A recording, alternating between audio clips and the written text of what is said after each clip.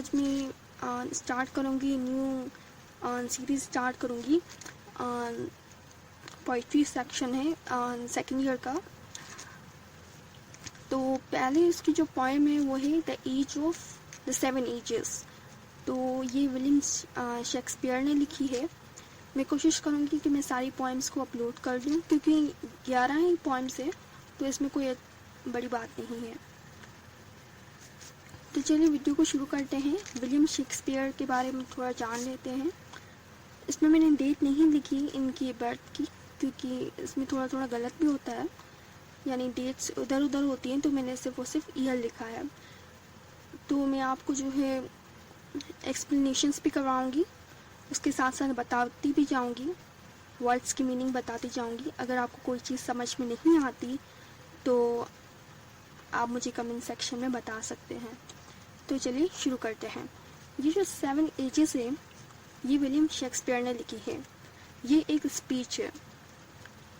Shakespeare was born at Stratford on Avon in April 1564 and died in 1616। आपको जो है इनकी birth of date and the birth of that जो है याद रखनी है, याद रखनी है। This speech is taken from the Act 2 and Scene 7, as of you as you like it. It is altered by the Jap. ये जो स्पीकर थे उनका नाम था जैक। तो हम इसको ऐसे ही पढ़ेंगे। अगर आपको जो है प्रोनाउंसिएशन समझ में नहीं आती तो आप गूगल पे जाके सर्च कर सकते हैं। इसको हम जैक्यूज नहीं पढ़ेंगे, इसको हम जैक पढ़ेंगे। तो चलिए एक्सप्लेनेशंस की तरफ। Stanza number 1। All the world stage and all the men and women merely players. Merely का यहाँ पे मतलब है only. They have their exist and their turns and one man in his time plays many parts. His acts been 7 ages. At first infant. Infant का मतलब है यानी एक बच्चा, एक छोटा सा बच्चा। म्यूलिंग का मतलब है क्राइंग यानी रोना।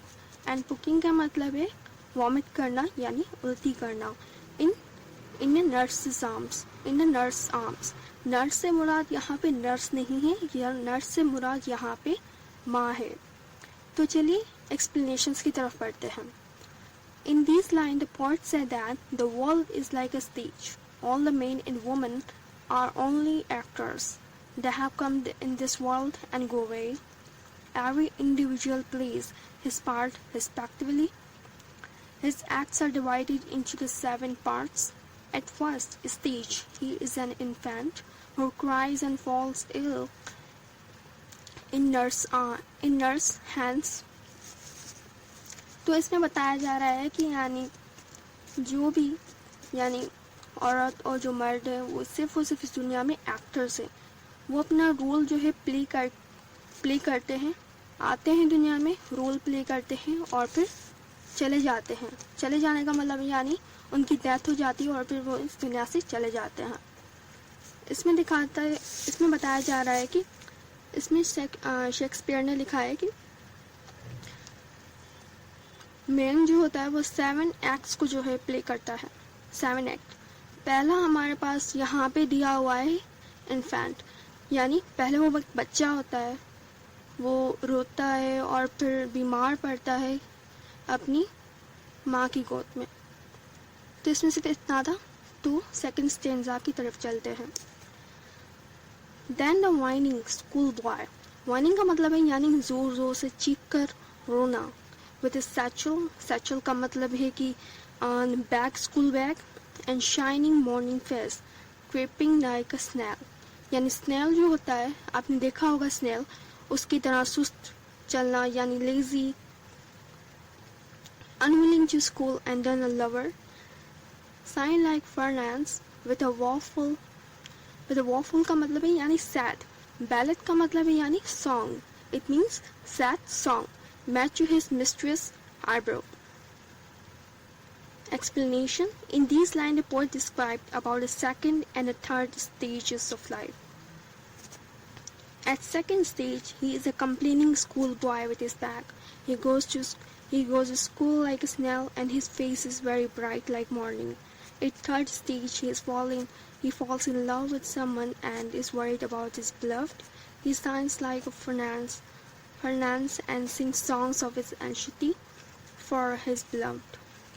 इसमें बताया जा रहा है, यानी इसमें जो है सेकंड एंड थर्ड स्टेज का बताया जा रहा है. पहला स्टेज हमने पढ़ लिया, अब ये second and third. Second stage में दिखाते हैं कि वो एक स्कूल बॉय है, कंप्लेन करता है, यानी कहता है कि मुझे स्कूल नहीं जाना, और फिर वो सुस्त स्नेल की तरह चलता है. स्नेल यानी लेजी पाँव घसीट कर. और फिर थर्ड स्टेज में बताया गया है कि वो फॉल्स इन लव और फिर जो है वो सैड सॉन्ग्स जो है सिंग करता है हिज बिलव्ड. यानी इसमें दिखा, आपने बुक में पीछे पढ़ा होगा, इसमें बताया जा रहा है कि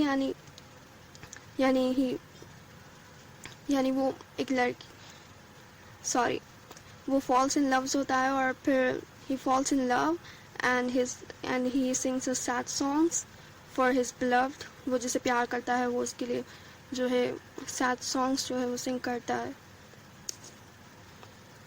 थर्ड स्टैंजा में हमारे पास आता है then a soldier full of strange oaths का मतलब है यहाँ पे promises and bearded like bird.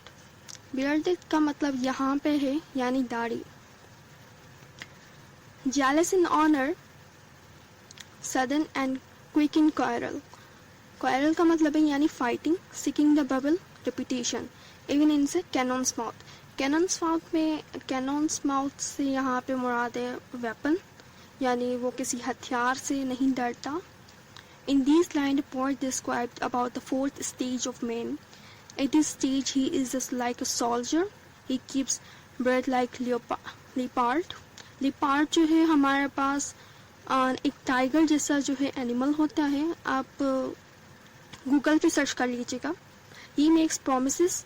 मैंने आपको बताया odds का मतलब है promises for doing something. He is jealous to be an honorable person. He wants to be a reputable person. That is according to the poet a temporary thing. He is not even afraid of the guns. इसमें ये बताया जा रहा है कि यानी fourth stage जो है इसका सोल्जर है, वो जो है यानी वो इज्जत के मामले में जो है वो कह सकते हैं कि यानी किसी किस्म की बेइज्जती बर्दाश्त नहीं करता. अगर कोई करता है तो वो उससे लड़ाई करता है और वो अपनी रेपुटेशन को जो है रेपुटेशन चाहता है, एक अच्छी रेपुटेशन. और ये अकॉर्डिंग टू पोएट जो है एक टेम्पररी का मतलब है यानी जो चीज़ हमेशा ना रहे. एंड इस मामले में जो है he is not even afraid of the guns और the weapons I can say. Stanza number 4 and then the justice. हमने जो है थर्ड स्टेज पढ़ लिया था, ये फोर्थ स्टेज था. फोर्थ स्टेज में हमें दिखाते हैं कि सोल्जर है और फिफ्थ स्टेज में है justice. In a round belly with good कैपन.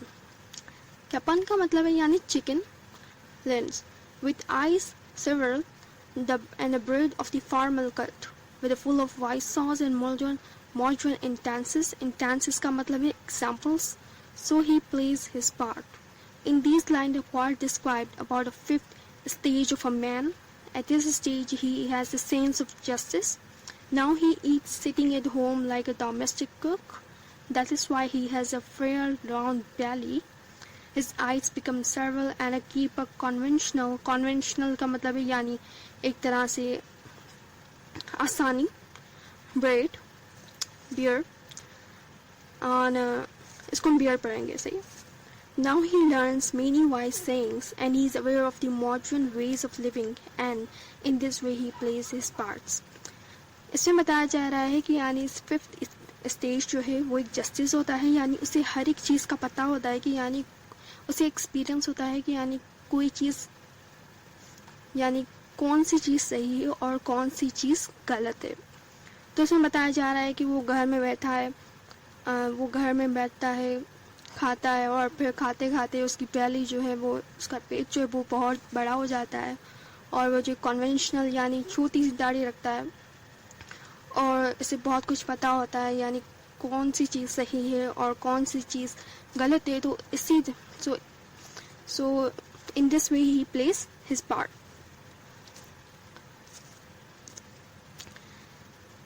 Stanza number 5. His stage shifts into a lean and slippered pantaloon. Pantaloon हम कहते हैं ट्राउजर्स को कहते हैं, लूज ट्राउजर्स जो होते हैं ना उनको कहते हैं, नेट पे सर्च कीजिएगा. विद स्पेक्टल्स, स्पेक्टल्स का मतलब है यानी glasses on nose and pouch on side. His youthful hose, hose का मतलब है यानी स्ट्रोक्स, यानी स्ट्रोक्स जो है यानी उसके जवानी के जो सामान है उनको. Well saved, a world too wide for his shrunk shank. Explanation: in these lines, the poet described about the age of the man. At this stage, he wears lean and loose pantaloons. Pantaloons मैंने आपको बताया था कि यानी एक loose किस्म के trousers होते हैं, उनको कहते हैं pantaloons. He has glasses on nose, जैसे कि मैंने आपको बताया कि स्पेक्टल्स को जो है हम ग्लासेस कहते हैं. ग्लासेस जो है उसके नोज पर है और साइड्स में पॉकेट्स हैं.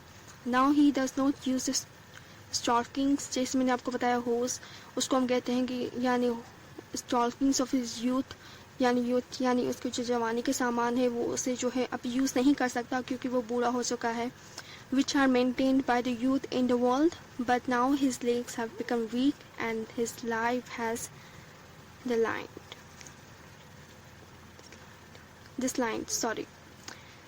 ये आखिरी स्टैंजा है. And his big manly voice turning again toward the childish terrible pipes and whistles in the sounds last scene of all, that ends his strange eventful history, his second childness and merry oblivion. Sun teeth, sun eyes, sun taste and sun everything. Sun से यहाँ पे मुराद है without teeth, without eyes, without taste and without everything.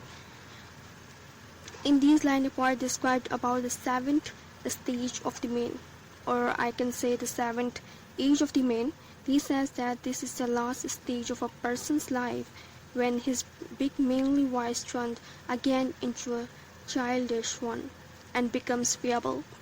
This is the last stage that he ends the strange, eventful history and converts into the second childhood. Now there is only the forgetfulness. He has no teeth, and he is without the eyesight of the youth. He has no taste in anything. That means he is devoid of everything. इसमें बताया गया है कि यानी जो उसकी voice होती है, एक मेनली वॉइस जो होती है, एक भारी सी आवाज़ जो होती है, जब वो बूढ़ा हो जाता है तो उसकी आवाज़ जो है एक बच्चे जैसी हो जाती है. और उसमें आपने जी जो उनकी जो आवाज़ होती है यानी एक किस्म की भारी जो आवाज़ होती है वो जो है एक बच्चे जैसी हो जाती है और वो बहुत ही ज़्यादा आपको लगे कि वो बहुत ही ज़्यादा वीक है. और यही जो है लास्ट स्टेज होता है लाइफ का जहाँ पे उसकी जो इवेंटफुल हिस्ट्री है वो ख़त्म हो जाती है. और शेक्सपियर ने जो है इसे यानी ओल्ड एज जो होती है उनको सेकंड चाइल्डहुड का नाम दिया है. इसमें यानी बताते हैं कि यानी जब वो बूढ़ा हो जाता है तो उसके दांत भी नहीं होते यानी टीथ भी नहीं होते और वो जो है उसकी आई साइट भी जो है वीक हो जाती है, वो सही तरह से देख नहीं पाता. And he has no taste in anything, यानी उसकी जो टेस्ट जो है वह यानी वो बहुत बुरा हो जाता है एक छोटे बच्चे की तरह.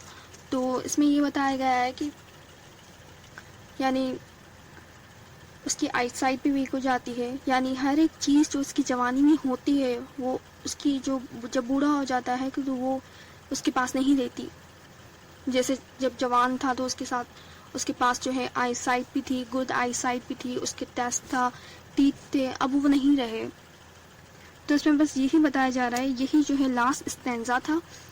तो नेक्स्ट वीडियो में जो है मैं आपको जो है सेकंड पोएम करवाऊंगी. तब तक के लिए अल्लाह हाफिज़ and take care of yourself.